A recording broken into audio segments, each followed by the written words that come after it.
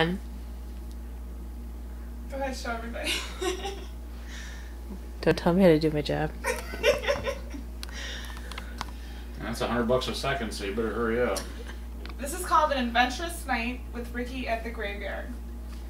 It was a dark, cold night. The wind was loud and ferocious.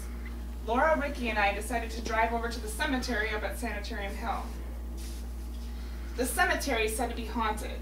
It was a Friday night, so we all had to go to the bars to have a few drinks. Of course, we had to have a few drinks to build up the courage to even go to this place. Ricky seemed kind of drunk by this point, but we took him with us anyways. We arrived about midnight, the best time you can find a ghost. We were all excited and scared at the same time. We were curious to see if all these rumors and books written about the hauntings of this cemetery were actually true. About a century ago, this small cemetery shared land with a psychiatric group, which is now a welfare office. Supposedly the psychotic dead are haunting this whole area during the night. The ancient headstones are still there from as early as the 1700s. Many of these gravestones' inscriptions are worn away, are too faint to read from the wear and tear of the weather throughout the last 200 years. Some stones are even broken to pieces. It is quite an eerie sight after dark. One rumor has it that during the night the red eyes appear throughout the woods behind the cemetery, and the eyes follow whoever dares walk there. The cemetery sits on a very steep hill with the gravestones from the bottom to the very top. We all stood at the bottom, and we looked up to see the top of the hill just fade into the darkness. All we could smell was the brisk, cold air. We stood there staring at the unknown, trying to build up the courage to move forward. Ricky didn't seem too scared, though, but of course he drank the most of the Crown Royal. "Come on, let's go," Ricky urged, as if we were heading into another bar.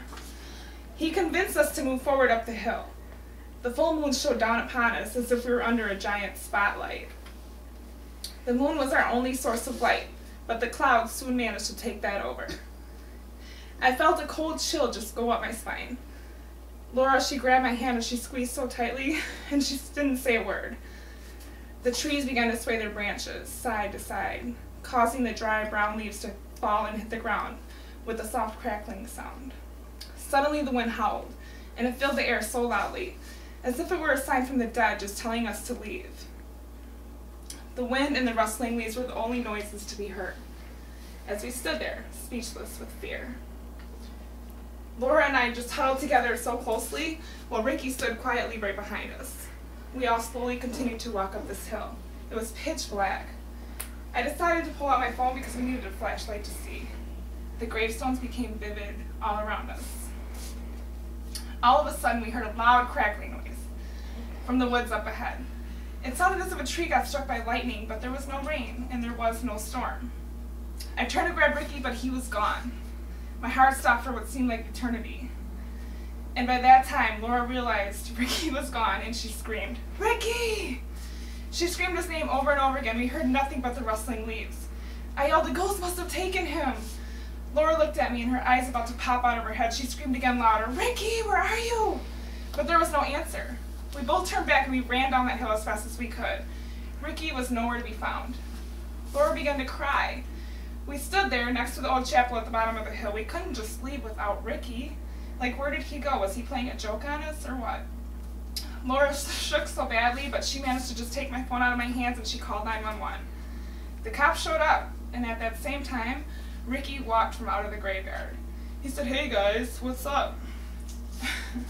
Apparently he fell asleep, and he slept right through everything. The cops he laughed at us, and he gave us a ride home, since we were all kind of still drunk. Laura and I were just outraged at Ricky. "How could you just wander off and go to sleep?" Laura yelled at him. We laugh now about this whole thing, but we still don't know what that noise was in those woods. Maybe there was a ghost out there, but I don't ever want to find out. I learned a lesson.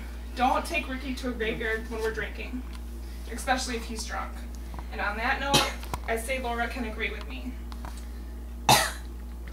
Thankfully, we are all now recovered from that night. The end. Did you think